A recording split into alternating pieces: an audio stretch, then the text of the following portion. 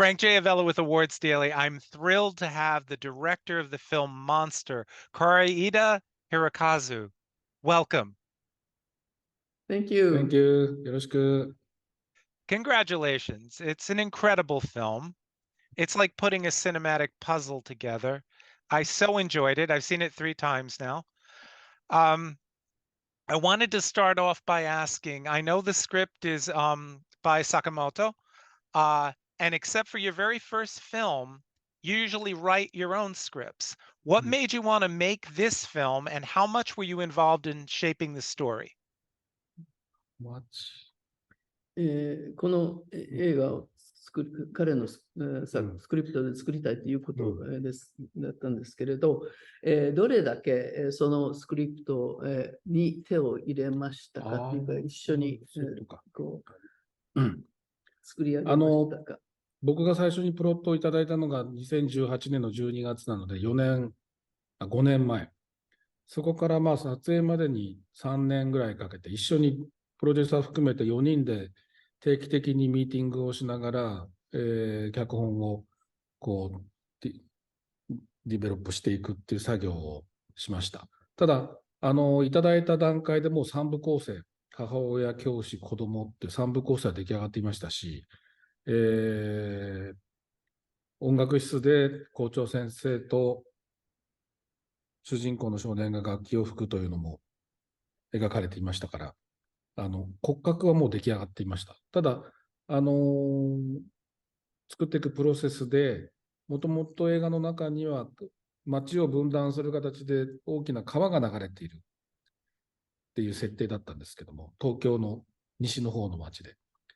いろんな撮影条件とかロケハンをした結果、長野県の湖のある町に変更しました。それは一緒に坂本さんも、ロケハンに参加をしてもらって、ここで書き直しましょうという判断をしてくれたんですけども、そういう変更は一緒にこうしていきました。So, when I first read the plot line, it was in December 2018. So now that's 5 years ago.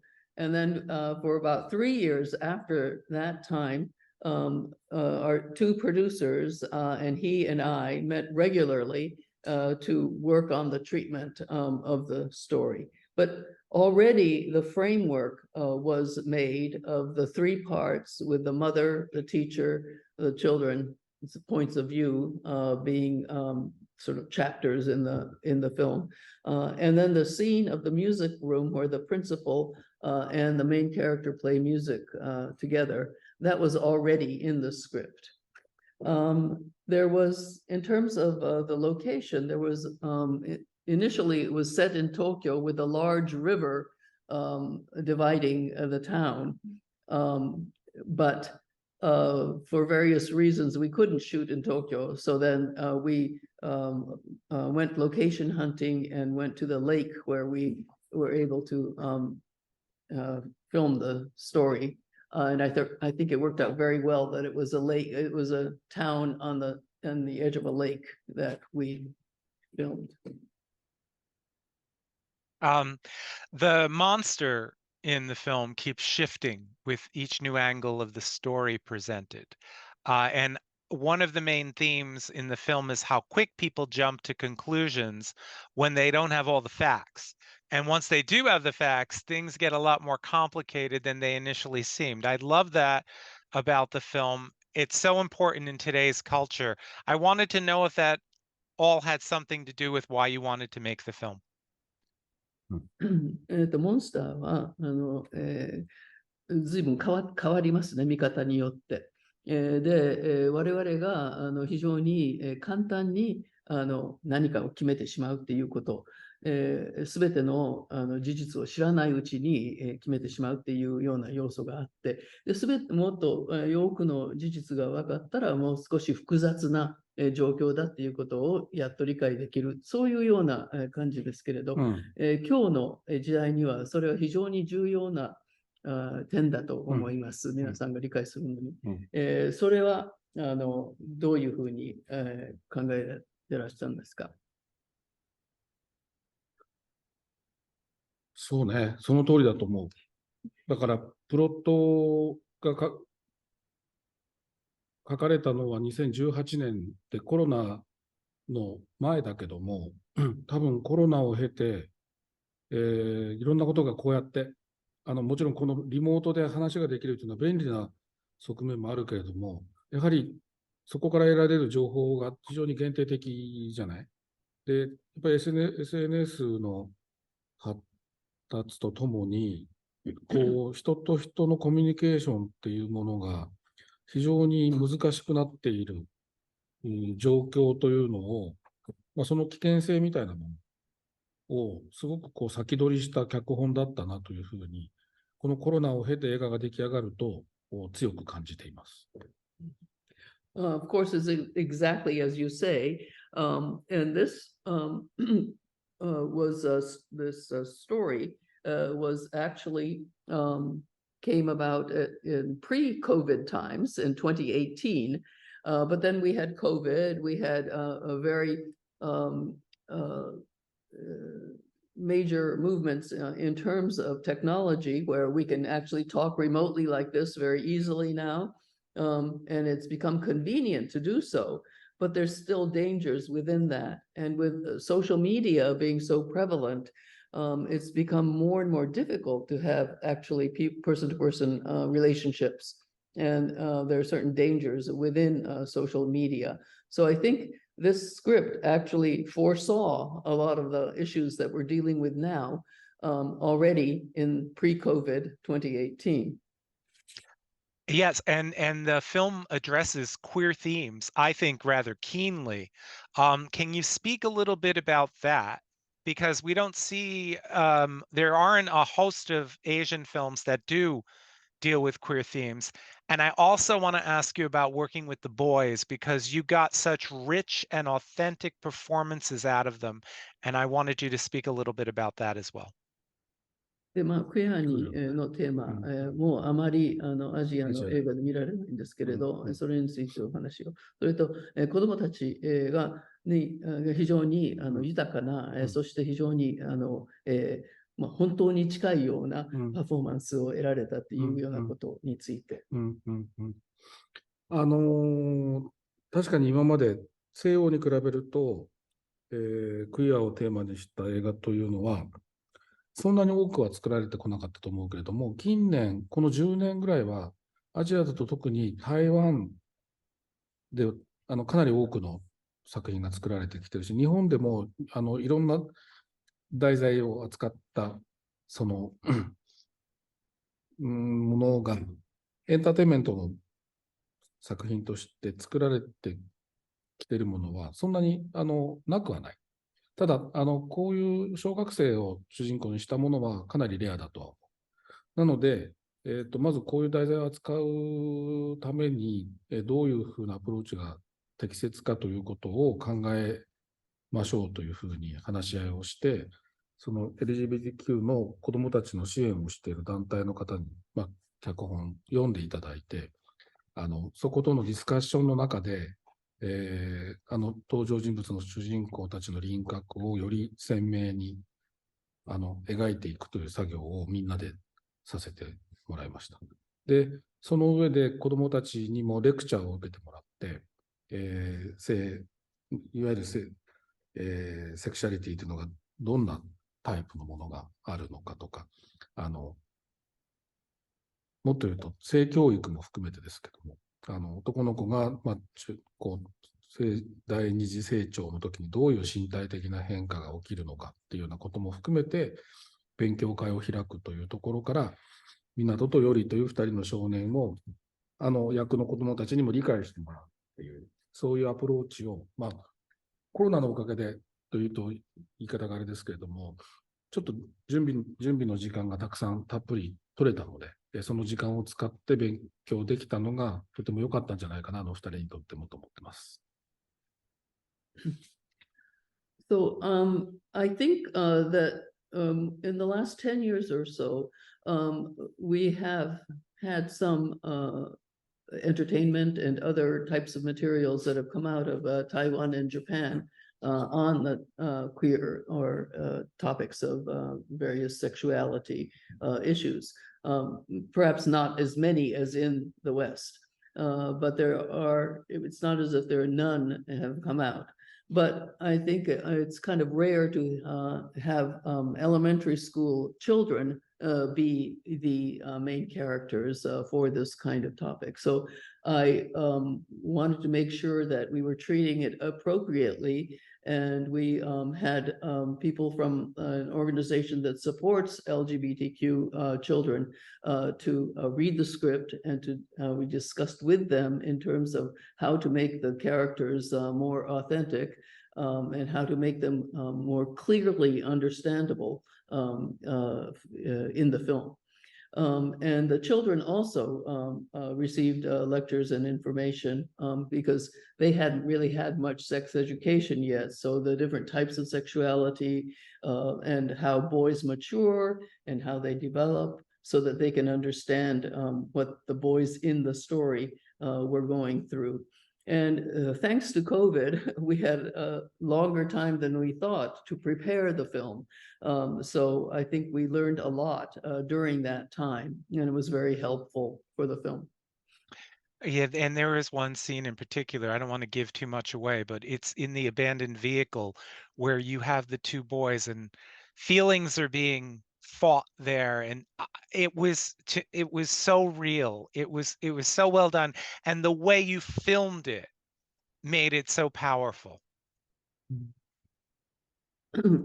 列車の中で、2人が、いろいろ、感情、に戦いながら、っていうのを見せてて、それは本当に真実みたいで、リアルで、非常によくフィルムに収められているので素晴らしかった。ありがとうございます。Thank you.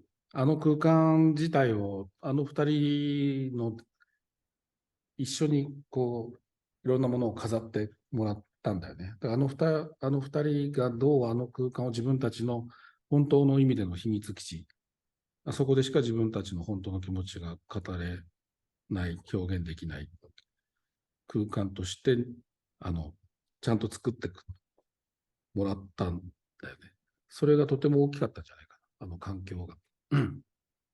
For that space in the abandoned railroad car, we had the boys decorate it themselves so that it could become their own secret base for the film. And I think that worked very well because they felt like it was their own secret space, and they could feel comfortable there. Wow. Well, I want to ask about Japan not selecting Monster for Oscar submission, because I saw all three films in the running, and I honestly, and I know it's apples and oranges, but I feel that Monster should have been the film that was put forth. モンスターが日本からのアカデミー賞のノミネーションに出すっていう映画であるべきだったと思うと。で、3本すべて見たんですけれど、モンスターが一番良かったということで、残念ですっていうことですね。3本で。So, what are the two other films? The Boy and the Heron and the film that was selected, Perfect Days. 君たちとパーフェクトデイズとモンスター。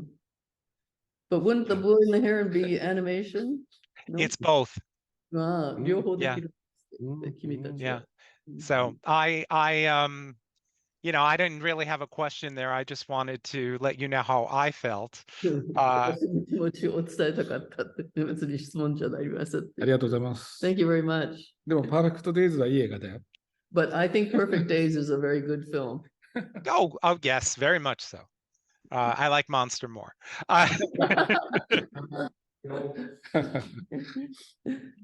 So you've had 8 films, if I'm counting correctly, at the Cannes Film Festival. You've won the Palme d'Or for Shoplifters, which is an incredible film. Monster took 2 awards. Tell me about your relationship with the festival and what it means to you. カンヌ映画祭で8本いろいろ、出品されて、まあ、もちろん、万引き家族は、パルムドール受賞したり、このモンスターも2つ賞を受賞してますけれど、是枝さんにとってカンヌ映画祭っていうのは、どういうものなんでしょうか。